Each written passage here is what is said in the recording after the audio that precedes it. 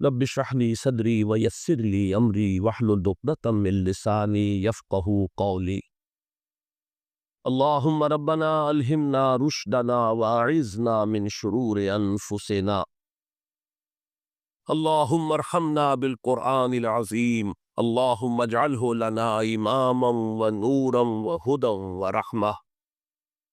اللهم ذكرنا منه ما نسينا وعلمنا منه ما جهلنا وارزقنا تلاوته آناء الليل وآناء النهار واجعله لنا حجة یا رب العالمین آمین۔ انسان کی اصل ضرورت ایک عادلانہ نظام، اس نظام میں ہم جکڑے ہوئے۔ آج کا نظام کیا ہے؟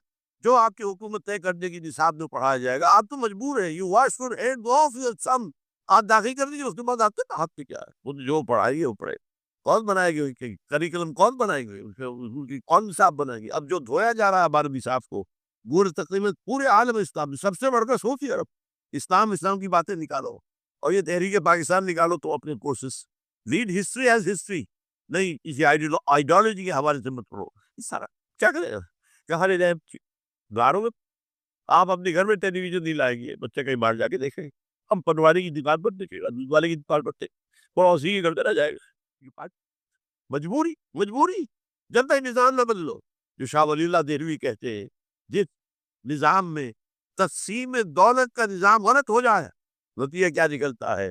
ایک طرف دولت کے انبار ہے، گلچھرے ہے، عیاٹیاں، بلٹ پروف گاڑیاں ہے، محل ہے، اور ایک طرف فاقہ ہے، اور بڑا پیارا لفظ استعمال کیا ہے، انسان کی حیثیت بار برداری کی اونٹ سے زیادہ نہیں رہتی۔ وہ انسان کا صبح سے شام تک کمر توڑ دینے والی محنت جو کر رہا ہے، اور پھر بھی 2 وقت روٹی پوری نہیں، آپ توقع رکھتے ہیں کہ وہ اللہ سے لوٹ لگائے گا رات کو کھڑے ہو؟ خود حضور نے فرمایا کاد الفقر یکون کفرا، فقر جو ہے وہ تو کفر تک پہنچا دیتا ہے انسان کو۔ یہ فقر نہیں جو خودکشیاں کروا رہا ہے، یہ فقر ہے۔ ماں اپنے 3 بچیوں سے پیتا اور ریل کے انجن کے سامنے، تو وہ کہتے ہیں کہ جب ایسا ہو جائے تو یہ ایک 2 دھاری تلوار ہے، ایک تلوار ہے 2 دھاری، ادھر بھی کاٹتی ادھر بھی کاٹتی۔ اگر ڈسٹریبیوشن آف دی ویلتھ کا نظام غلط ہے، ایک طرف انبار ہوں گے دولت، نتیجہ کیا نکلے گا؟ عیاشیاں ہوگی، بدماشیاں ہوگی، گلشنے ہوں گے، سب کچھ ادھر بھی کاٹ رہا، اخلاقی طور پر کاٹنا، ادھر بھوک ہے، فاقہ ہے، تو دنیا نے تیری یاد سے بیگانہ کر دیا، تو اس سے بھی دل فریب ہے، غم بھولدار کی، کہاں خدا، کہاں آخرت، کہاں قرآن، کہاں کی فکر اس کو بیچارے، وہ تو بار بردانی کا اونٹ ہے، کونوں کا بیل ہے، نتیجہ کو۔ اب پھر یہ مکتوی قرآن مجید، یہ آخری گروپ، اس میں بھی پہلے 6 صورتیں جو ہیں وہ 3 کے سب گروپس کی شکل میں، سورہ ملک بڑی، جیسے سورہ قاف وہاں تھی، اسی مقام پر یہاں سورہ ملک بہت جامع، اس کی تاثیر، اور یہ بہت حضور کو عزیز تھی، آپ کی یہ معمولات میں سے تھا، رات کو سوتے ہوئے آپ سورہ ملک پڑھا کرتے تھے، اور اس کی آپ نے تلقین کی ہے۔ بسم اللہ الرحمن الرحیم، تبارک الذی بیدہ الملک وہو علی کل شیء قدیر، بڑی بابرکت ہے وہ ہستی جس کے ہاتھ میں ہے بادشاہی، راج اس کا ہے۔ یہ ہے دین کا سیاسی پہلو، پوری کائنات پر اس کا راج چل رہا ہے، دنیا میں بغاوت ہے، کیوں ہے؟ وہ اپنے ایمان کے دعوے داروں کا امتحان لینا چاہا، بس، ورنہ سورج، چاند، گیلیکسیز، پوری کائنات، اور خود ہمارے جسم کا ایک ذرہ اس کے قانون کا پابند ہے، تابع ہے۔ ہمارا جسم ہمارے اختیار میں کہاں ہے؟ میں تنگ آ جاتا ہوں، 2 دن ہوتے ہیں یہاں سے تو طبیعت خراب ہو جاتی ہے، جب تک کہ میں وقت لگتا ہے پینسل لے کر بیٹھتا ہوں، اگر میں چاہوں کہ ہم بال نہ آئیں، میرا جسم ہے، میرا تو اختیار نہیں، تو آئیں گے۔ تو ہمارا جسم بھی جہاں تک اس کی فزیولوجی کا تعلق ہے، اس کی اناٹومی کا تعلق ہے، یہ سارا اللہ کے قانون کے تابع، میرے تابع تو نہیں۔ میں چاہوں میرا دل ذرا رک جائے، جب چاہوں میں اس سے سٹارٹ کر لوں، یہ تو نہیں ہوگا، جب بند ہوگا بند ہو ہی جائے گا، میرے اختیار میں نہیں بھی۔ لیکن یہ کہ جو ہماری اختیاری زندگی ہے، اس میں ہم نے طے کر لیا ہے کہ اللہ کی نہیں مانیں گے، اپنی مانیں گے، اپنی مانیں گے، اپنی بیویوں کی مانیں گے، اور جو بھی نظام ہے اس کے ساتھ وفاداری کریں گے، چاکری کریں گے، ان کی ملازمت کریں گے، ان کے رتھوں کے اندر ہم بیل بن کر جوتیں گے، تاکہ ہمیں عیش ملے، دنیا کے اندر ہمارے لیے مقامات ہوں، ہماری عیش، بس اللہ اللہ خیر صلی اللہ۔ تو یہ ہے اصل میں امتحان، ورنہ بادشاہی یہاں اب بھی اسی کی ہے، یہ صرف ہلدی کی گانٹھ ہے، اسے لے کر ہم پنساری بن کر بیٹھ گئے، میری مرضی، میرا خیال، میرا نظریہ یہ ہے، اور ہمارے نزدیک جو ہے طریقتکم المثلیٰ، ہمارے جو کلچر ہے، مثالی نظام جو ہم نے بنایا ہے، ہمیں اس کی حفاظت کرنی ہے، تبارک الذی بیدہ الملک وہو علی کل شیء قدیر، وہ ہر چیز پر قادر ہے۔ الذی خلق الموت والحیاۃ لیبلوکم ایکم احسن عملا۔ اب دیکھیے ہم نے حیات انسانی کا جو اب تک سمجھا ہے، جس کو کہ عمر نے، جو کہ بہت بڑا شاعر ہے، اس نے اپنی بیوی سے خطاب کرتے کہا ہے حیات ثم موت ثم بعث حدیث و خرافات یوم عمری۔ یہ کیا ہے زندگی پھر موت پھر زندگی، یہ کیا یہ سب حدیث و خرافات معاذ اللہ۔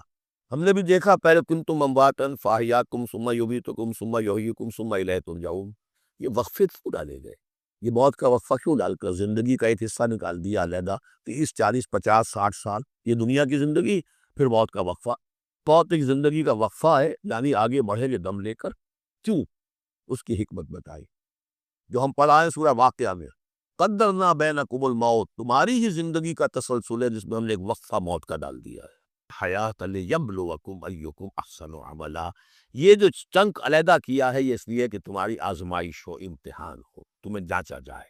وہ 3 گھنٹے کا امتحان ہوتا تھا جو دیتے تھے تم کبھی اسکولوں میں، اب یہ 30 برس کا سمجھ، اور واقعی 30 برس ہی ہوتے ہیں آدمی کے پاس۔ پہلی زندگی کے 20 25 برس ویسے گزر گئے، شعور ہی ابھی نہیں ہے، اور پھر ایک خاص عمر کے بعد جو ہے آزاد ڈھیلے پڑ گئے، اور پھر یہ کہ کیلا یعلم من بعد عیدین شیئا، 30 نہیں ہوں گے 40 مل جائیں گے آدمی کو، کام تو یہی ہوتا ہے اس کی زندگی۔ اس لیے ہے لیبلوکم ایکم احسن عملا، تاکہ تمہیں جانچے پرکھے دیکھے تم میں سے کون ہے اچھے عمل کرنے والا۔ اب دیکھیے علامہ اقبال کی جو نظم ہے زندگی کے موضوع پر، واقعہ یہ ہے کہ بہت چوٹی کی چیز ہے، بہت عمدہ چیز۔ تو اسے پیمانہ امرود فردا سے ناب، جاویداں پہم دواں ہر دم جواں ہے جی، تلزم ہستی سے تو ابھرا ہے مانند حباب۔ جیسے سمندر میں ایک بلبلا سا ہوتا ہے، کتنی زندگی ہوتی ہے بلبلے، تلزم ہستی سے تو ابھرا ہے مانند حباب، اس نیا خانے میں تیرا امتحان ہے زندگی۔ خلق الموت والحیات لیبلوکم ایکم احسن، ہے کبھی جان اور کبھی تسلیم جان ہے زندگی، کبھی زندگی جان سے مترادف ہے، عبارت ہے، کبھی جان دینا اصل زندگی ہے۔ وَلَا تَقُولُوا لِمَنْ يُقْتَلُ فِي سَبِيلِ اللَّهِ أَمْوَاتٌ بَلْ أَحْيَاءٌ وَلَٰكِنْ لَا تَشْعُرُونَ، ہے کبھی جان اور کبھی تسلیم جان ہے زندگی، اصل زندگی جو ہے جو جان دے دینے سے ہے وہ۔ الذی خلق سبع سماوات طباقا، وہ اللہ جس نے بنائے 7 آسمان ایک دوسرے کے اوپر، آیات متشابہات میں سے ہے۔ ما تری فی خلق الرحمن من تفاوت، تم نہیں دیکھ پاؤ گے اللہ کی تخلیق میں کہیں کوئی فرق، اتنا بوکب نظام، اتنا بوکب نظام۔ کیا کسی سائنسدان نے آج تک یہ بھی کہا کہ تخلیق میں یہاں نقص ہے؟ کسی نے کہا؟ زوالوجی کی فیلڈ میں یا باٹنی کی فیلڈ میں یا کسی اور فیلڈ میں، جیولوجی کی فیلڈ میں، اسٹرانومی کی، کسی نے کہا؟ ما تری فی خلق الرحمن من تفاوت فارجع البصر هل تری من فطور، پھر کرا دوبارہ لوٹا لو اپنی نگاہ، دیکھ لو ہر میدان میں دیکھ لو، کہیں تمہیں کوئی رکھنا نظر آتا ہے؟ اگر یہ تخلیق کامل ہے تو کامل حقیقت میں کون ہے؟ اس کا خالق، اس کا باری، اس کا مصور، بس یہ نظر نہیں آتا۔ سائنسدان سب کچھ دیکھ رہے ہیں، بھیجنے والا ستاروں کی گزرگاہوں کا، اپنے افکار کی دنیا میں سفر کرنا سب، بڑے بڑے صاحب بصیرت و بڑے بڑے عقل مند اپنی ناک کھترے کے پتھر سے ٹھوکر کھاتے، دیکھ رہے ہیں ٹیلیسکوپ سے ٹھوکر کھا رہے ہیں وہاں جو سامنے پتھر پڑا ہوا ہے۔ یہ ہو رہا ہے آج ہمارے ساتھ، سپر جیل کا بسرا کر رہے تھے، پھر لوٹاؤ ذرا اپنی نگاہ کو 2 مرتبہ اور، ینقلب الیک البصر خاسئا وہو حسیر، تمہاری نگاہ تھک ہار کر لوٹ آئے گی، تمہیں ہماری تخلیق میں کہیں کوئی رکھنا، کوئی درار نظر نہیں آئے۔ وَلَقَدْ زَيَّنَّا السَّمَاءَ الدُّنْيَا بِمَصَابِيحَ وَجَعَلْنَاهَا رُجُومًا لِلشَّيَاطِينَ وَأَعْتَدْنَا لَهُمْ عَذَابَ السَّعِيرِ، اور ہم نے سب سے قریبی آسمان کو سجا دیا ہے چراغوں سے، یعنی زمین سے جو قریب ترین آسمان ہے، پہلا آسمان، اور ان چراغوں کو ہم نے بنا دیا ہے رجوما للشیاطین، شیاطین جن جو ہیں وہ جو کوشش کرتے ہیں اس سے باہر نکل کر، اور وہ چاہتے ہیں کہ کچھ خبریں جو ہیں وہ فرشتوں سے چرا کر لے آئیں، تو ان کو کھدیڑنے کے لیے، ان کو اوپر سنگ باری کے لیے ہم نے یہ میزائلز رکھے ہوئے ہیں۔ وَأَعْتَدْنَا لَهُ عَذَابَ السَّعِيرِ، اور ان کے لیے ہم نے تیار کر رکھا ہے جلا دینے والا عذاب۔ وَلِلَّذِينَ كَفَرُوا بِرَبِّهِمْ، اور جو لوگ اللہ کا، اپنے رب کا کفر کریں، چاہے وہ انسان ہو چاہے جنات ہو، ان کے لیے ہے عذاب جہنم، جہنم کا عذاب، وبئس المصیر، اور وہ بہت ہی برا ٹھکانہ ہے۔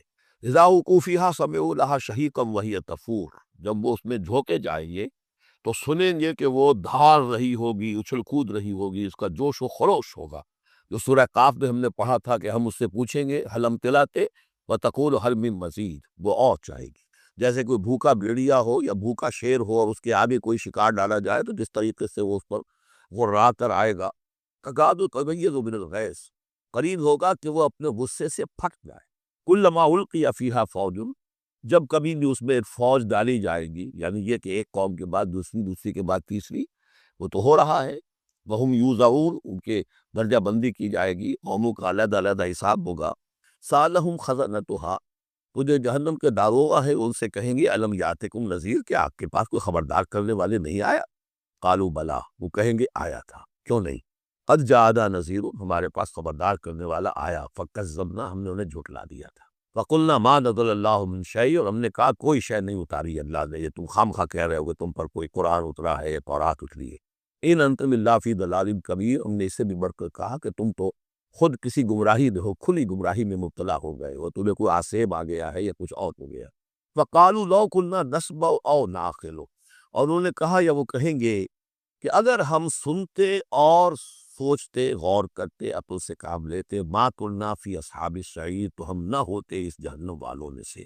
فاعترفوا بذنبہ، بس انہوں نے اپنے اصل گناہ کا اعتراف کر لیا۔ یہ بہت اہم مقام ہے۔ اصل گناہ کیا تھا کہ ہم نے ان کی بات سنی ہی نہیں، سنی تو انسنی کر دی، اس پر غور نہیں کیا، اس لیے کہ ہم یہ آج پڑھ چکے ہیں ان السمع والبصر والفؤاد کل اولئک کان عنہ مسئولا، اللہ نے تمہیں یہ فیکلٹیز دی ہیں تو اس لیے کہ استعمال کرو۔ ہم نے بند کر کے رکھ چھوڑی ہے، ہماری ریت ہے، ہماری آباء و اجداد کی رسمیں ہیں، ہماری برادری کے یہ رواج ہیں، ہم اتنے عرصے سے ایک جماعت میں ہیں، اس جماعت کا یہ چلن ہے، جو بھی ہے اس فرقے میں ہے، اس فرقے کا یہ معاملہ ہے، یہ ساری چیزیں جو ہے کہ نہ سوچنا، نہ غور کرنا، نہ سننا۔ فاعترفوا بذنبہم، اصل گناہ یہ ہے ان کا۔ فسوقا لاصحاب السعیر، تو اب دفع ہو جائیں یہ، دھتکارے جائیں یہ لوگ کہ جو جہنمی ہیں۔ اس کے برعکس ان الذین یخشون ربہم بالغیب، وہ لوگ کہ جو اپنے رب سے ڈرتے رہے غیب میں، لہم مغفرۃ واجر کبیر، ان کے لیے مغفرت بھی ہے اور بہت بڑا اجر بھی ہے۔ واسروا قولکم او اجہروا بہ، اور دیکھو چاہے تم اپنے قول کو چھپا کر بیان کرو یا بلند آوازی سے بیان کرو۔ انہ علیم بذات الصدور، وہ تو اس سے بھی واقف ہے جو تمہارے سینوں کے اندر مضمر ہے اور پنہا ہے۔ الا یعلم من خلق، بڑی اہم آیت ہے یہ وہ حصے ہیں قرآن کے یہ جن کو اس طریقے سے ازبر ہونا چاہیے اگر بات کرنا چاہتے ہیں، آپ دین کی وہ خدمت کرنا چاہتے ہیں۔ کیا وہی نہ جانے گا جس نے پیدا کیا؟ ایک ایسی بات ہے کہ جس کا کوئی انکار کر ہی نہیں سکتا۔ گھڑی بنانے والے کو تو معلوم ہے کہ اس میں کیا کیا پرزے رکھے ہوئے ہیں، مجھے نہیں معلوم، میں اس کا استعمال تو کر رہا ہوں، مجھے بتا دیا یہ بٹن دبانے یہ آن ہو جائے گا، لیکن یہ کہ جس نے بنایا ہے کیا اس سے چھپی ہوئی کوئی چیز ہے؟ الا یعلم من خلق وهو اللطیف الخبیر، اور وہ تو بہت باریک بین ہے، ہر شے کی خبر رکھتا ہے۔ هو الذی جعل لکم الارض ذلولا، اسی نے تمہارے لیے زمین کو بنا دیا ہے پست، تابع حکم، تمہارے قدموں میں بچھی ہوئی ہے غریب، جتنا چاہتے ہو اس کو تو رونگتے ہو، پامال کرتے ہو۔ فمشوا فی مناکبہا، چلو پھرو اس کے کندھوں کے مابین، گویا کہ یہ بھی کوئی بہت بڑا ہاتھی ہو، اس کے کندھوں کے مابین اتنی جگہ ہے، چل پھر رہے ہیں، جیسے چونٹی کسی ہاتھی کے کندھوں کے درمیان چل رہی ہو تو وہ تو سمجھتی ہوگی کہ فٹ بال کا میچ کھیلنے کی جگہ مجھے مل گئی ہے۔ تو یہی حال ہمارا ہے، ہم جسے بہت وسیع سمجھتے ہیں، کیا وہ کچھ بھی نہیں۔ فمشوا فی مناکبہا وکلوا من رزقہ، اور اسی کے رزق میں سے کھاؤ پیو، اسی زمین میں سے تمہارا رزق بھی برآمد ہو جائے گا۔ وإلیہ النشور، یہ یاد رکھو کہ پھر اللہ ہی کی طرف اٹھ جانا ہے، جی اٹھنا ہے۔ آمنتم من فی السماء ان یخسف بکم الارض فاذا ہی تمور، کیا تمہیں کوئی خوف نہیں رہا؟ بالکل تم نچت ہو گئے ہو اس آسمان والے سے جو آسمان میں ہے، کہ وہ کہیں تمہیں زمین میں خسف نہ کر دے، دھسا نہ دے، فاذا ہی تمور، جبکہ وہ لرزے، زلزلہ آئے، شق ہو جائے اور تم چلے جاؤ۔ ام امنتم من فی السماء ان یرسل علیکم حاصبا، کیا تمہیں کوئی ڈر نہیں رہا کہ اللہ تعالیٰ جو ہے وہ آسمان والا تم پر بھیج دے کوئی ایسا جھکڑ تیز آندھی جس میں پتھر چلے آ رہے ہو، جو بلٹس کا کام کرے اور میزائلز کا کام کرے۔ فَسَتَعْلَمُونَ كَيْفَ نَذِيرٌ، پھر تمہیں معلوم ہو جائے گا کہ میرا خبردار کرنا کیسا تھا، کیا اس کا رویہ تھا۔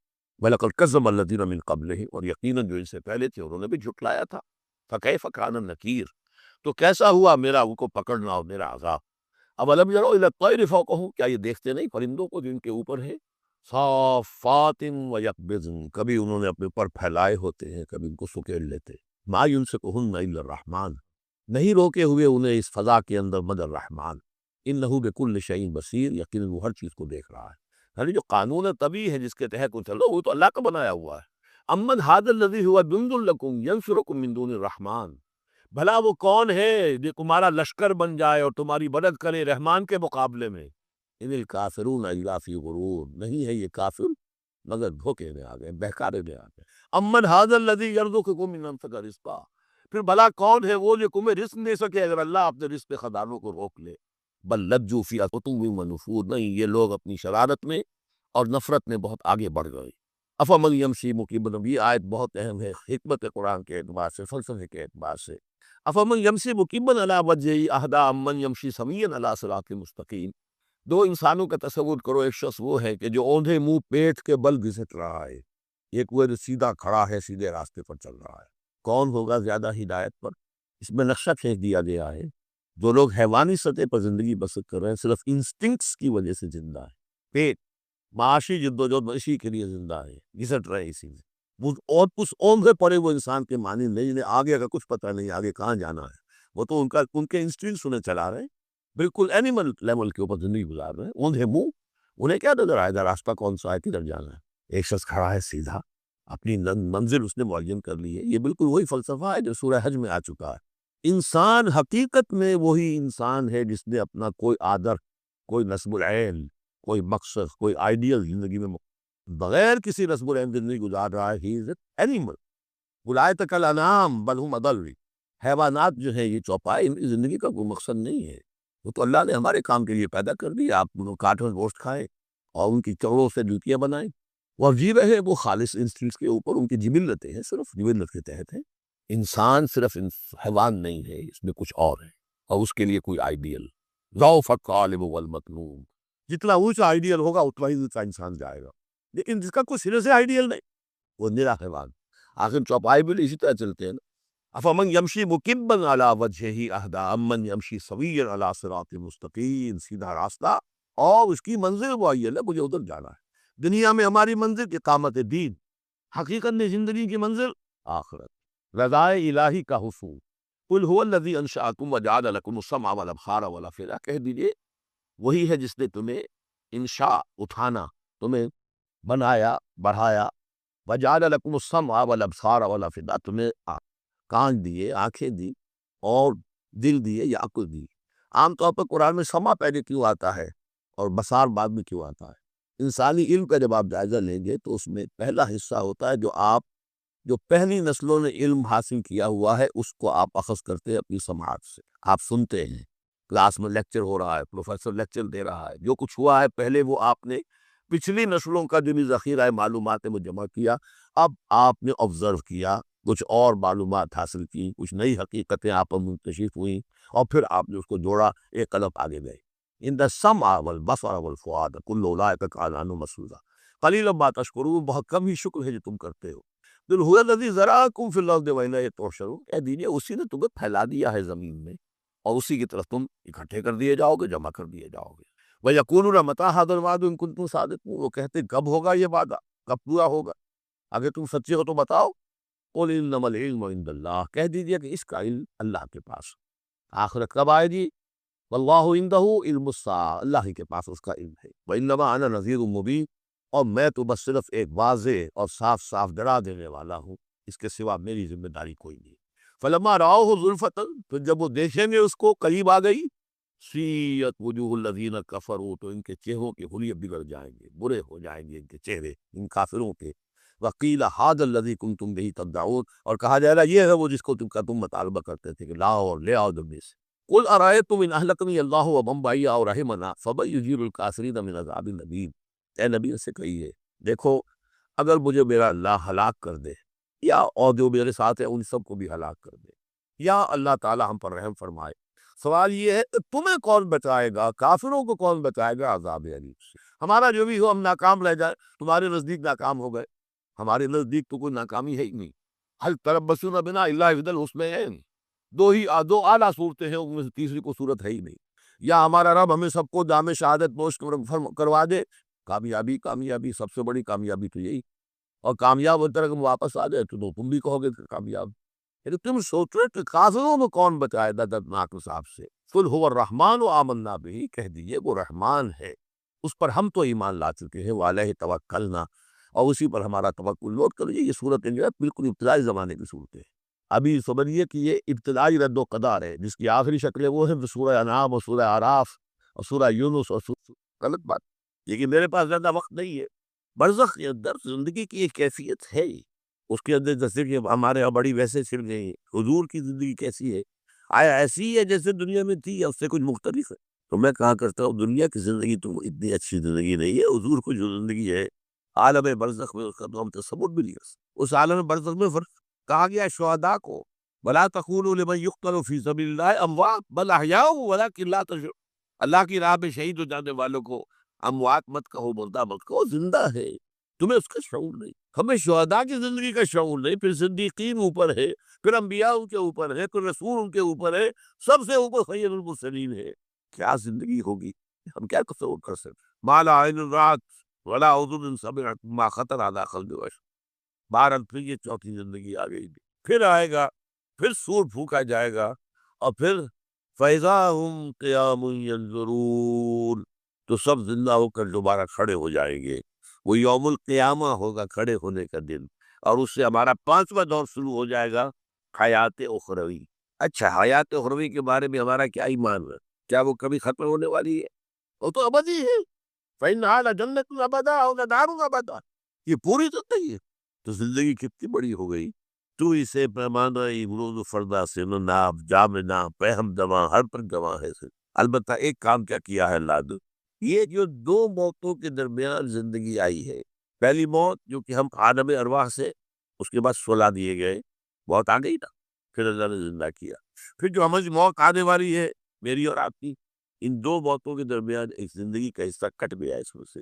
یہ لمبا پروسیس، وہاں سے وہاں تک، مبدا و معاد، انا للہ و انا الیہ راجعون، اس میں یہ چھوٹا سا ہماری زندگی میں سے حصہ کاٹ کر اس سے ایک امتحانی وقفہ بنا۔ خلق الموت والحیات لیبلوکم ایکم احسن عملا، اس نے زندگی اور موت ہی تخلیق کی ہے تاکہ تمہیں آزمائے کہ کون ہے تم اسے اچھے عمل کرنے والے۔ یہ امتحانی، اس کو بھی اقبال نے خوب کہا ہے، ملزم ہستی سے تو ابراہ مانند حباب، اس زیاں خانے میں تیرا امتحان ہے زندگی۔ اب امتحان 3 گھنٹے کا بھی ہوتا ہے تو وہ 30 سال کا بھی ہو سکتا ہے، یہ تو ایک کوانٹیٹیو ایلیمنٹ ہے، امتحان امتحان ہے، ٹیسٹنگ از ٹیسٹنگ۔ یہ حیات دنیاوی امتحان ہے، ملزم ہستی سے تو ابراہ مانند حباب، اس زیاں خانے میں تیرا امتحان ہے زندگی۔ اس کے بعد جب ہمیں دوبارہ اٹھا لیا جائے گا، حساب کتاب ہوگا، اعمال کا جزا و سزا کے فیصلے ہوں گے، اور پھر یہ جنت اور یہ دوزخ، وَإِنَّهَا لَجَنَّةٌ أَبَدًا أَوْ لَنَارٌ۔ یہ حیات ایک ایمان باللہ اور ایمان بالآخرہ، ایمان بالآخرت کے ضمن میں پورے حیات انسانی کا ایک تصور جو ہے سامنے لانا ضروری ہے۔ اب آئیے، میں نے کہا تھا تخلیق کے بارے میں کچھ باتیں آپ سے بتاؤں گا، یہ جدید سائنس کے حوالے سے بھی بہت اہم ہے، اور یہ قرآن کی حکمت اور فلسفے کے لیے۔ بدقسمتی ہماری یہ ہے کہ ہمارے جو فلسفی مسلمان ہوئے، ابن سینا ہو، فارابی ہو، کندی ہو، جو متکلمین ہوئے جنہوں نے عقل سے کام دے کر قرآن کی تفسیریں کی ہیں، امام راغب میں بہت بڑے مقام ہے، اور ہے بہت سے، کچھ صوفی مزاج صوفی ہے، فلسفی ہے، ان سب نے اپنی زیادہ تر گفتگو کا دار و مدار یونانی حکماء اور فلاسفہ کے بات پر۔ سقراط اس کا شاگرد تھی، افلاطون اس کا شاگرد، ارسطو، ہمارے متکلمین، ہمارے فلاسفہ سب ارسطو کے شاگرد تھے، ہمارے صوفیہ اکثر و بیشتر افلاطون اور پروٹائنس، فلاطینوس ان کے شاگرد۔ لہذا مولانا روم نے بڑا شکوے کے انداز میں کہا تھا، چند خانی حکمت یونانیہ، تم کب تک یونانیوں کی حکمت پڑھتے رہو گے، یونانیوں کا فلسفہ پڑھتے رہو گے، یونانیوں کی میٹافزکس، یونانیوں کی منطق؟ چند خانی حکمت یونانیہ، حکمت قرآنیہ راہم بخواہ، کبھی ذرا قرآن مجید میں جو حکمت دی گئی ہے، جو فلسفہ دیا گیا ہے، جو حقائق ہے بیان کیے گئے، کبھی ان پر توجہ۔ اللہ تعالیٰ توفیق دے۔ میری دلی آرزو ہوگی کہ آپ میں سے جو ذہین لوگ ہیں، ظاہر بات ہے کہ یہ میدان ہر شخص کا نہیں ہے، حضور صلی اللہ علیہ وسلم کا جو افرادی انفرادی سطح پر انقلاب برپا کرنے کا پروسیس ہے، 4 الفاظ ہے اس میں ٹاپ پر آتا ہے حکمت، یتلو علیہم آیاتہ یزکیہم ویعلمہم الکتاب والحکمہ۔ یہ تعلیم محمدی صلی اللہ علیہ وسلم، تربیت نبوی صلی اللہ علیہ وسلم، اس کی سب سے اونچی منزل ہے تعلیم حکمت۔ ظاہر بات ہے کہ ہر شخص اس کا اہل نہیں ہوتا، یہ اللہ تعالیٰ نے ظاہر بات تو سب کو ایک جیسا نہیں بنایا ہے، جسمانی قوتوں کے اعتبار سے بھی فرق و تفاوت ہے، ذہنی صلاحیتوں کے اعتبار سے بھی فرق و تفاوت ہے، جن لوگوں کے اندر یہ فلسفہ اور حکمت کا ذوق ہو وہ اس معاملے میں آئے ہیں، سوچیں، پڑھیں۔ میری یہ چند باتیں ہو سکتا ہے کہ ان کے لیے چشم کشا ثابت۔ وہ کتاب اس وقت میری جو ہے ایجاد الدائے عالم، وہ آؤٹ آف پرنٹ ہے، موجود نہیں ہے، انشاءاللہ جلدی ہی پرنٹ کروا لیں گے دوبارہ۔ دیکھیے تخلیق کا مرحلہ اول عالم امر ہے، اللہ کا ایک حکم کن، انما امرہ اذا اراد شیئا ان یقول کن فیکون۔ اس کن سے ایک نور پیدا ہوا ہے، ویری سٹل، لطیف، حرارت کو خلق دو، یہ نور اللہ، یہ پہلی شے ہے جو پیدا ہوئی، وہ ایک کن، یہ عالم امر ہے۔ اس نور سے پیدا کیے گئی تمام ارواح انسانیہ، تمام ملائکہ، ملائکہ کے بارے میں حدیث موجود ہے، قرآن مجید میں ذکر نہیں ہے، حدیث میں ہے۔ حضرت عائشہ رضی اللہ تعالی عنہ سے مسلم شریف کی روایت ہے کہ ان اللہ خلق الملائکہ من نور، یہ عالم امر ہے پہلے جو پیدا کیا، ایک نور، بسیط نور، لطیف نور، اس نور سے ارواح انسانیہ، انہی میں ایک روح محمدی بھی تھی نا، جس کو نور محمدی بھی کہا جا سکتا۔ یہ لفظ جو ہمارے یہاں کہا جاتا ہے نور محمدی، نور اسی کی روح نورانی ہے، ملائکہ نورانی ہے، اللہ نے فرشتوں کو نور سے پیدا کی۔ اچھا، اب اس تخلیق کا دوسرا مرحلہ آیا۔ یہ پہلی تخلیق جو میٹا فزیکل ورلڈ کی ہے، دوسری تخلیق کا فزیکل ورلڈ، ایک اور امر کن، اور اس سے بگ بینگ جہاں سے سائنس شروع ہوتی، اس لیے کہ وہ جو پہلا معاملہ ہے وہ سائنس کے دائرے سے باہر کا ہے، ارواح ہو، ملائکہ ہو، یہ سائنس کے دائرے سے باہر، وہ عالم امر ہے۔ یہ عالم خلق شروع ہوا ہے اب، اور عالم خلق اور عالم امر میں ایک بڑا بنیادی فرق ڈال لیجیے۔ عالم امر میں اللہ کے کسی حکم کے تعبیر میں کوئی لمبا صرف نہیں ہوتا، کن فیکون، کن فیکون، نو ٹائم ایلیمنٹ۔ یہی وجہ ہے فرشتے کو عرش سے زمین تک آنے میں کوئی وقت نہیں لگتا، روح کو بھی کوئی وقت نہیں لگتا، یہ بیانڈ دس فزیکل ورلڈ ہے، تو میٹا فزیکل ورلڈ کا تعلق ہے، یہ عالم امر سے ہے۔ امر میں وقت نہیں لگے گا قطعاً، خلق میں وقت لگے گا لازماً۔ آم کی گٹھلی ہے، آم کا پودا بننے میں 5-6 سال لگ جائیں گے، رحم مادر میں حمل ٹھہر گیا ہے، بچے کے پورے بننے میں 9 مہینے لگے گی، ٹائم لگے گا۔ اس خلق، قرآن کہتا ہے ہم نے آسمان زمین 6 دن میں پیدا کیے، ٹائم لگا کہ نہیں لگا؟ تو یہ امر ہے وہ پہلا، جس میں کہ کیا ہے 3 چیزیں ہیں، اللہ کا نور جو بہت لطیف ہے، وہ خزانہ ہے، اسی سے بڑی ارواح انسان کی، اس سے بڑے فرشتے، اور چوتھی چیز نوٹ کیجئے، وہی یہ عالم امر سے متعلق ہے، اس لیے کہ وہ ایک کمیونیکیشن ہے بٹوین روح انسانی یا روح نبوی اور روح القدس۔ جبرائیل کون ہے؟ فرشتہ۔ روح محمدی، یہ بھی نوری، وہ بھی نوری، یہ ان دونوں کا کمیونیکیشن ہے وہی، لہذا اس کا تعلق بھی عالم خلق سے نہیں ہے، عالم امر۔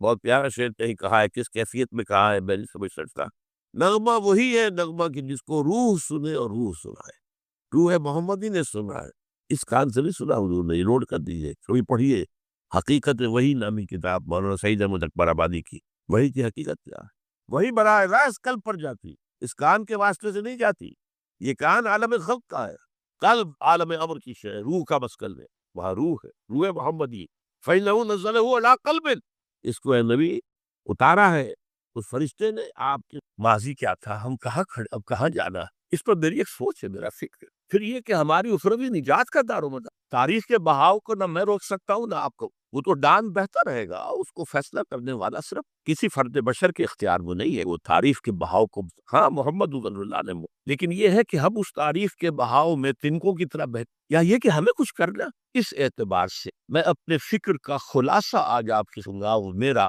اس سلسلہ اجتماعات کے اعتبار سے الوداعی کو اب میں آغاز کر رہا ہوں۔ پہلی بات، اس من میں 3 باتیں، سب سے پہلی بات یہ کہ زندگی کی سب سے بڑی حقیقت موت ہے، ہم بھلائے رکھتے ہیں اپنے ذہن سے اسے دور، لیکن واقعہ یہ ہے کہ زندگی کی سب سے بڑی حقیقت موت۔ خدا کے منکر پیدا ہوئے ہیں لیکن موت کا انکار کرنے والا تو کوئی، اس لیے میں نے آیت آپ کو سنائی، کل نفس ذائقۃ، ہر سی نفس کو موت کا مزہ چاہے، ہر جاندار کو، ثم الینا ترجعون، پھر ہماری طرف اوقات کیے جاؤ۔ تو زندگی کی سب سے اہم حقیقت موت، اور موت کے بعد رجوع اللہ، آخرت، یہ سب سے بڑی حقیقت۔ ایک حقیقت سب مانتے ہیں، سب جانتے ہیں، دوسری حقیقت کیوں؟ میں نے اس اعتبار سے نوٹ کیا، یہ الفاظ قرآن میں 3 پر، کل نفس ذائقہ، کل، ہر جاندار کو موت کا، انبیاء اس سے مستثنیٰ نہیں رہے، رسول اس سے نہیں رہے، اور یا اللہ وقتی طور پر استثناء حضرت عیسیٰ کا اللہ ہے، لیکن عیسیٰ یاتی علیہ الموت، عیسیٰ پر بھی موت آئے گی، جب دوبارہ آئیں گے پر موت جب بازی جنازہ پڑھی جائے گی، دفن کیا جائے گا، ان کے پہلو شادی بھی کریں گے، اولاد بھی. باقی تو یہ ہے کہ کل نفس ذائقۃ الموت کا مزہ چکھنا ہے. عیسیٰ بھی بالآخر اس سے بلکہ قرآن میں ایک جگہ کہا گیا ہے فَإِن مِتَّ فَهُمُ الْخَالِدُونَ، کیا ہے نبی اگر آپ کا انتقال ہو گیا تو یہ کیا ہمیشہ رہیں گے؟ کون ہے دنیا میں جو انتقال تو ہونا، آپ کا بھی ہونا ہے. انکا میت وانہم لمیتون، یہ تو مختصر ترین الفاظ تھے. اس سے آگے بڑھیے سورہ انبیاء میں فرمایا کل نفس ذائقۃ الموت ونبلوکم بالشر والخیر فتنہ وإلینا ترجعون. ہر جاندار کو موت کا مزہ چکھنا ہے، اور اس سے پہلے پہلے ہم تمہیں آزماتے رہیں گے، خیر کے ذریعے بھی، بھلائی دے کر، صحت دے کر، دولت دے کر، اولاد دے، شہرت دے، اور برائی کے ذریعے بھی تنگ دستی دے کر، بے عزتی دے کر، اہانت، ذلت دے. وإلینا ترجعون، اور پھر ہماری طرف لوٹائے جاؤ گے. یہ وہ دوسری حقیقت جو میں نے کہا کہ پردہ بہت بڑا. لوگ یہی سمجھتے ہیں کہ یہ دنیا کی قرآن کہتا ہے ان الدار الاخرۃ لہی الحیوان لو کانوا یعلمون، تو آخرت والی زندگی ہے جو کاش کے اس سے بھی زیادہ تفصیل سے یہ آل عمران میں آئی ہے کل نفس ذائقۃ الموت وانما توفون اجورکم یوم القیامہ. ہر جاندار کی موت کا مزہ چکھتا ہے، اور پھر تمہیں پورا پورا تمہارا اجر اور بدلہ دے دیا جائے گا قیامت کے دن. فمن زحزح عن النار وادخل الجنۃ فقد، جو کوئی آگ سے بچا لیا گیا، جنت میں داخل کر دیا گیا، وہ تو کامیاب. اللہم ربنا اجعلنا منہم، اللہم ربنا اجعلنا منہم، اللہم ربنا اجعلنا. وما الحیات الدنیا الا متاع الغرور، اور دنیا کی زندگی تو سوائے دھوکے کے سامان کے. دھوکہ کس معنی؟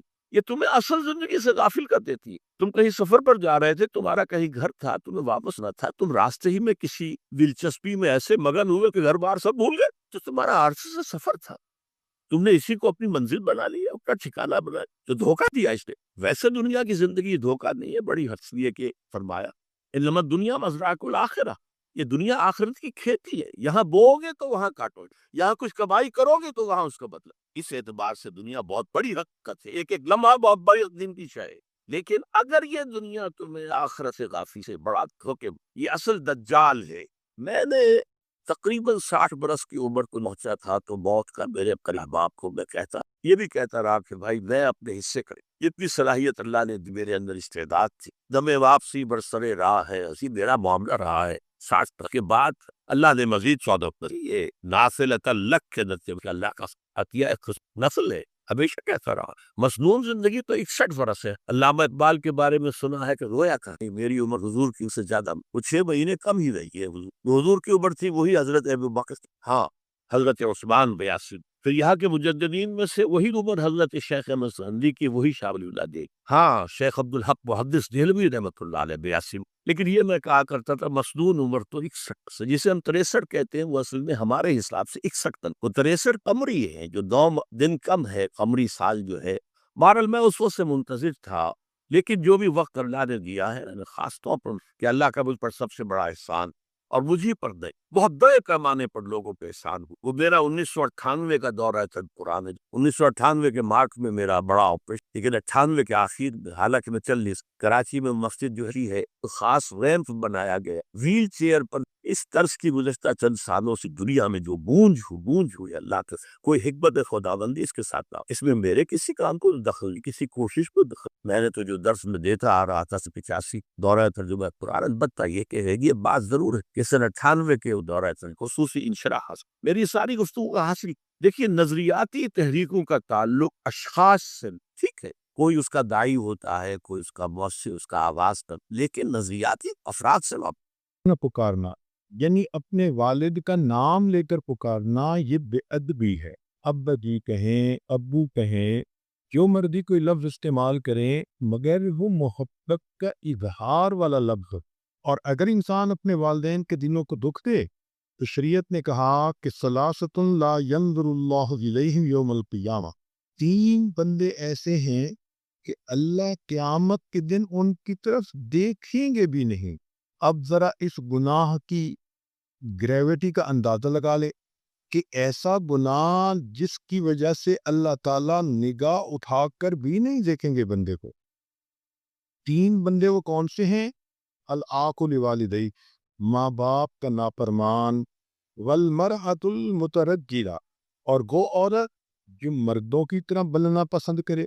کئی لڑکیاں ہوتی ہیں نا مردوں کی طرح جین کے لباس پہننے، بالوں کو کٹوانا، بے محابہ پھرنا، اور اس کو وہ سمجھتی ہیں کہ ہم بڑی موت سکاٹ بن گئی ہیں، اور یہ نہیں سمجھتی کہ ہم نے اگر ایسا کیا تو اللہ رب العزت قیامت کے دن ہماری شکل دیکھنا بھی گوارا نہیں کریں گا۔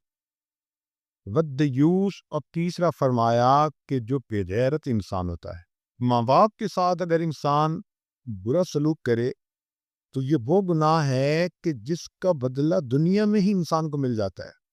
امام حاکم رحمۃ اللہ علیہ نے روایت کی، فرمایا کل الذنوب یوقرہ اللہ الی یوم القیامت الا عقوق الوالدین، کہ ہر گناہ کی سزا کو اللہ نے قیامت تک مؤخر فرما دیا سوائے ماں باپ کی نافرمانی کے۔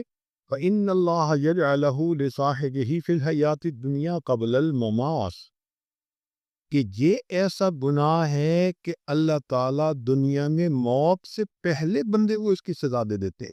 اللہ اکبر کبیرہ۔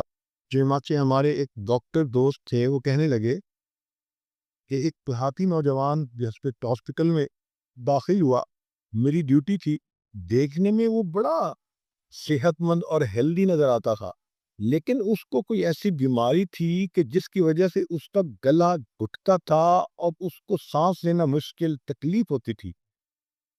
تو جب اس پر وہ بیماری کا اٹیک ہوتا تو وہ بچوں کی طرح رونے لگتا، چیخنے لگتا۔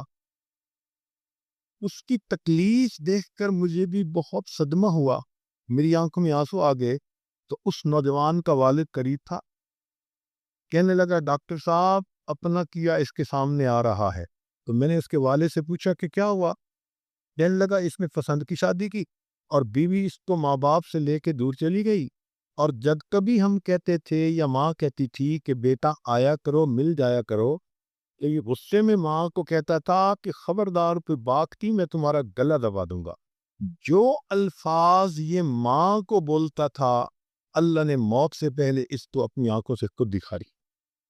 ہاں، ایک ایسی صورت ہے جس میں ماں باپ اپنے حقوق کو خود ہی ضائع کر بیٹھتے ہیں، وہ یہ ہے کہ اگر اپنی اولاد کو شریعت کے خلاف کوئی بات کہیں تو شریعت نے کہا لا طاعت لمخلوق فی معصیت الخالق، اللہ کی نافرمانی میں مخلوق کی کوئی اطاعت نہیں۔ لہذا اگر ماں باپ فسق و فجور کی زندگی گزار رہے ہیں تو شریعت نے کہا کہ تم ان کے ساتھ سلوک تو اچھا رکھو، مگر ان کی ایسی بات کو مت مانو جو شریعت کے خلاف۔ وَصَاحِبْهُمَا فِي الدُّنْيَا مَعْرُوفًا، حتیٰ کہ وہ کافر اور مشرک بھی ہوں تو دنیا میں ان کے ساتھ تم اچھا سلوک کرو۔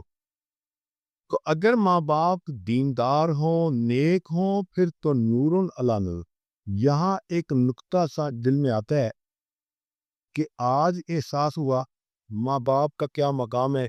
چنانچہ جن کے ماں باپ تو زندہ ہیں وہ ان کو منا لیں گے، پچھلے قصوروں کی معافی مانگ لیں گے، اور آئندہ ماں باپ کی فرما برداری کریں گے اور سلوک کریں گے۔ لیکن بہت سارے تو ایسے ہیں کہ جن کے ماں باپ فوت ہو چکے،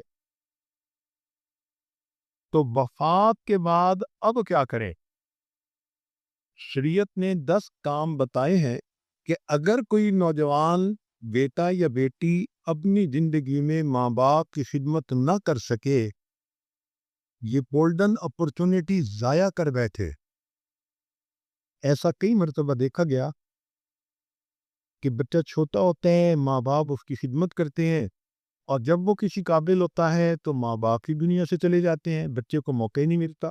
عمر بھر تیری محبت، ماں کے بارے میں شاعر نے یہ شعر لکھا کہ عمر بھر تیری محبت میری جلوہ گر رہی، میں تیری خدمت کے قاتل جب ہوا تو چل جسی، کہ اے ماں ساری عمر تو تیری محبت ہی میری زندگی کے اندر میری ہدایت کے لیے کام کرتی رہی، اور جب میں تیری خدمت کے قابل ہوا تو ہی اللہ کو پیاری ہو گئی۔ تو شریعت کا حسن و جمال دیکھے کہ شریعت نے اس کی کمپنسیشن کا بھی طریقہ بتا دیا۔ کیا خوبصورت دین اللہ نے ہمیں عطا کیا ہے۔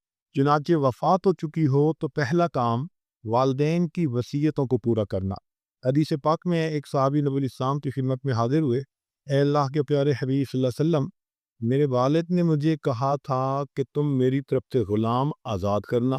اب میرے پاس غلام تو نہیں، ایک باندی ہے اور بہت ہی ان پڑھ اور جاہل ہے۔ تو نبی اسلام نے فرمایا اس باندی کو لاؤ۔ چنانچہ اس باندی کو لایا گیا، ان پڑھ تھی۔ نبی علیہ الصلوۃ والسلام نے اس سے پوچھا کہ بتاؤ اللہ کہاں ہے؟ اس باندی نے آسمان کی طرف انگلی کر دی۔ نبی علیہ الصلوۃ والسلام نے فرمایا بتاؤ میں کون ہوں؟ اس نے کہا اللہ کے رسول۔ نبی علیہ السلام نے مسکرا کر فرمایا کہ یہ تمہاری باندی مسلمان ہے، اس کو آزاد کرو گے تمہارے والد کی وصیت پوری ہو جائے گی۔ دوسرا حق والدین کا یہ ہوتا ہے کہ اولاد والدین کے مرنے کے بعد ان کا قرض ادا کرے۔ اگر اولاد ادا کرے گی تو اللہ کے ہاں بہت اجر پائے گی۔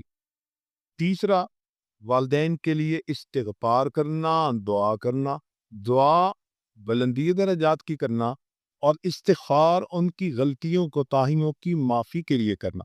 چنانچہ امام احمد بن حنبل رحمۃ اللہ علیہ نے یہ حدیث نقل فرمائی ہے کہ نبی علیہ الصلوۃ والسلام نے ارشاد فرمایا ان اللہ عز وجل یرفع الدرجۃ للعبد الصالح فی الجنۃ، کہ اللہ تعالیٰ ایک نیک بندے کے جنت میں درجے کو بلند کرتا ہے تو فیقول یا رب، وہ بندہ اللہ سے پوچھتا ہے انا لی ھذہ، یہ آپ نے میرے درجات کو بلند کیوں کر دیا، میری ترقی کیسے ہو گئی؟ فیقول، اللہ فرمائیں گے باستغفار ولدک لک، کہ تیرے بیٹے نے تیرے لیے استغفار کیا، اس کے بدلے ہم نے جنت میں آپ کے درجات کو بلند فرما دیا۔ چوتھا نقطہ کہ والدین کے جو دوست زندہ ہیں یا قریبی رشتہ دار زندہ ہیں جن سے کہ والدین محبت کا تعلق رکھتے تھے، اب ان کے ساتھ محبت کا تعلق رکھنا۔ مثلاً والدہ فوت ہو گئی تو خالہ کو ماں کا درجہ دینا، باغ کے دوستوں کو دوست سمجھنا اور ان کے ساتھ اچھا سلوک کرنا، یہ بھی ان والدین کے حقوق کی کمپنسیشن کہلاتی ہے۔ پانچواں نقطہ، والدین کی طرف سے صدقہ و خیرات کرنا۔ صدقہ و خیرات کا یہ مطلب نہیں ہوتا کہ ہر بندے نے لاکھوں خرچ کرنے ہوتے ہیں، نہیں۔ حدیث پاک میں تو یہاں تک کہا گیا کہ ایک بندہ اگر اللہ کے راستے میں بوسیدہ سی کھجور بھی دیتا ہے، اللہ اس پر بھی اس کو اجر دیتے ہیں، پرانی کھجور۔ تو اپنے بچوں کو یہ تعلیم دینی چاہیے، وہ جمعہ کے دن معمولی پیسے سے ہی مگر مسجد میں دیں اور والدین کی نیت سے دیں کہ اس کا اجر ان کو پہنچے۔ رمضان مبارک کے مہینے میں فقراء کو صدقہ کریں، والدین کی نیت کریں۔ تو وقتاً فوقتاً صدقہ و خیرات کرتے رہیں، مقدار کو مت دیکھیں۔ اخلاص کے ساتھ اگر آپ دیں گی تو اللہ تعالیٰ آپ کے صدقے کو اس طرح پالیں گے جس طرح لوگ اپنے جانوروں کو پالتے۔ چھٹا نقطہ، اگر اللہ تعالیٰ بندے کو استطاعت دیں، والدین فوت ہو چکے تو ان کی طرف سے حج اور عمرے کی کثرت کرنا۔ نبی علیہ السلام نے فرمایا ایک صحابی کو کہ تم اپنے باپ کی طرف سے حج کرو واعتمر، اور ان کی طرف سے عمرے کرو۔ ساتواں نقطہ کہ مرحوم والدین کی خوشی کے لیے اعمال صالحہ میں جلدی کرنا۔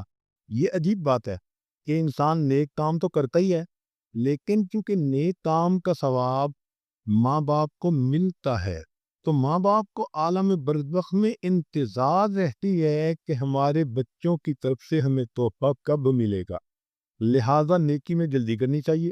حضرت شیخ الحدیث رحمۃ اللہ علیہ نے ایک عجیب واقعہ لکھا ہے کہ ایک اللہ والے قبرستان کے قریب سے گزرے تو انہوں نے ان قبرستان کے موتا کے لیے کچھ پڑھ کر ایصال ثواب کر دیا۔ خواب میں دیکھا کہ ایک فرشتہ ایک بوری کے اندر وہ ثواب لے کر آیا اور آواز لگائی اور سارے مردے اٹھ بیٹھے اور سب اس کی طرف گئے کہ ہمیں اس میں سے جو حصہ ہے ہمارا دے دو، تو سب کو اس میں سے حصہ مل رہا تھا۔ ایک مردے کو دیکھا وہ آرام سے پیچھے بیٹھا ہے، تو انہوں نے خواب میں پوچھا کہ بھائی آپ اپنا حصہ لینے کے لیے کوشش نہیں کر رہے؟ اس نے کہا مجھے جو میرا حصہ ہے وہ مل جائے گا، اور میں اطمینان سے اس لیے بیٹھا ہوں کہ میرا ایک بیٹا ہے جو قرآن پاک کا حافظ ہے، وہ قرآن مجید پڑھتا رہتا ہے اور اس کا اتنا مجھے بدلہ ملتا رہتا ہے کہ اب میں اطمینان سے بیٹھا۔ تسلی تھے۔ خواب ختم ہو گیا، کچھ عرصے بعد دوبارہ قبرستان کے قریب سے گزرے، پھر ایصال ثواب کیا۔ ہاں، خواب میں انہوں نے اپنے اس کے والد سے پوچھا کہ تمہارا بیٹا کہاں ہے؟ اس نے نام بھی بتایا اور یہ بھی بتایا کہ وہ فلاں جگہ پر دکانداری کرتا ہے۔ چنانچہ خواب سے بیدار ہوئے تو انہوں نے جا کر دیکھا وہ نوجوان دکان پہ بیٹھا ہوا تھا، گاہک آتے تھے تو ان کو وہ سودا دیتا تھا، اور جب گاہک چلے جاتے تھے تو فارغ وقت میں وہ اللہ کے قرآن کی تلاوت کرتا تھا، اس کے ہونٹ ہلتے نظر آتے تھے۔ تو یہ پہچان گئے کہ میرا خواب سچا تھا۔ کچھ عرصے کے بعد دوبارہ قبرستان کے قریب سے گزر ہوا، پھر ایصال ثواب کیا۔ اب کی مرتبہ خواب میں دیکھا کہ فرشتہ اجر لایا، تو جس طرح باقی مردے جو تھے اٹھ کر اس ثواب کو لینے کے لیے دوڑے، یہ بندہ بھی اس مرتبہ ثواب لینے کے لیے دوڑنے لگا۔ انہوں نے اس سے پوچھا بھئی اب کیوں دوڑ رہے ہو؟ اس مردے نے کہا کہ میرا وہ بیٹا فوت ہو گیا، اب اس کا اجر آنا بند ہو گیا۔ جو عام مومنین دعا کرتے ہیں میں بھی اسی اجر کو دیکھ کے خوش رہتا۔ تو والدین کے لیے نیک کام جلدی کرنا، یہ والدین کی خوشی کا، روح کی خوشی کا سبب بنتا ہے۔ 8واں حق کہ ماں باپ نے اگر کوئی قسم اٹھائی ہوئی ہو تو ان کی قسموں کو پورا کر دینا۔ 9واں حق والدین کی طرف سے نفلی روزہ رکھنا، قرآن مجید کی تلاوت کرنا۔ اور 10واں حق کہ مردوں کے لیے والدین کی قبور کی زیارت کرنا، کیونکہ عورتوں کو نبی علیہ الصلوۃ والسلام نے قبرستان میں جانے سے روک دیا، اور یہ نبی علیہ الصلوۃ والسلام کا امت پر احسان ہے، ورنہ عورت جتنی نرم دل ہوتی ہے، اگر شریعت اس کو بھی حکم دیتی کہ تم جاؤ اور جوان بیٹے کو دفن کر کے آؤ، تو مجھے تو لگتا ہے کہ اس عورت تو پہلے ہی وہی دفن ہونا پڑ جاتا، یہ خود بھی ساتھ دفن ہو جاتی۔ یہ تو اللہ نے مردوں کو دل دیے ہیں، اتنے محبت کے رشتے ہوتے ہیں، اپنے ہاتھوں سے نہلاتے ہیں، کفناتے ہیں، اور کندھوں پہ اٹھا کے قبرستان میں دفن کر کے آ جاتے ہیں۔ تو اللہ رب العزت نے ماں کو اس تکلیف سے بچایا، اس لیے فرمایا کہ عورت قبرستان میں نہ جائے۔ تاہم مردوں کو چاہیے کہ وہ وقتاً فوقتاً جائیں اور اپنے والدین کی قبور پر قرآن مجید کی تلاوت کر کے جتنا بھی اللہ چاہیں ان کو ایصال ثواب کریں۔ شریعت نے یہ بتلایا ہے کہ جو بندہ ماں باپ کی اطاعت کرتا ہے، فرما برداری کرتا ہے، ان کے دلوں کو خوش کرتا ہے، اللہ تعالیٰ دنیا میں بھی انعام دیتے ہیں، آخرت میں بھی اس کا انعام دیتے ہیں۔ چنانچہ والدین سے حسن سلوک کا دنیا میں کیا فائدہ؟ امام احمد بن حنبل رحمۃ اللہ علیہ نے انس رضی اللہ عنہ کے ذریعے سے روایت کی، فرماتے ہیں کہ جو ماں باپ سے حسن سلوک کرتا ہے